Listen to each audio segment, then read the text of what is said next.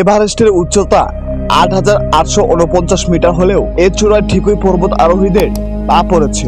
জানলে অবাক হবেন, এভারেস্টের চেয়েও কম উচ্চতা সম্পন্ন একটি পর্বতে আজও কেউ উঠতে পারেনি। রহস্যজনকভাবে কাজটি অসম্পূর্ণ রয়ে গেছে। প্রকৃতির এক বিস্ময় লুকিয়ে আছে এই কৈলাস পর্বতে। পর্বতের উচ্চতা ৬,৬৩৮ মিটার, অর্থাৎ এভারেস্টের চেয়েও ২২০০ মিটার কম। তবে কেন পর্বত আরোহীরা এ চূড়ায় আজও উঠতে পারেনি? তারা কেন উঠতে পারেনি, এর রহস্যেরও সমাধান আজও মেলেনি। তবে আজব কাণ্ড ঘটে যখন এ পর্বতে কোনো পর্বত আরোহী ওঠার চেষ্টা করেন।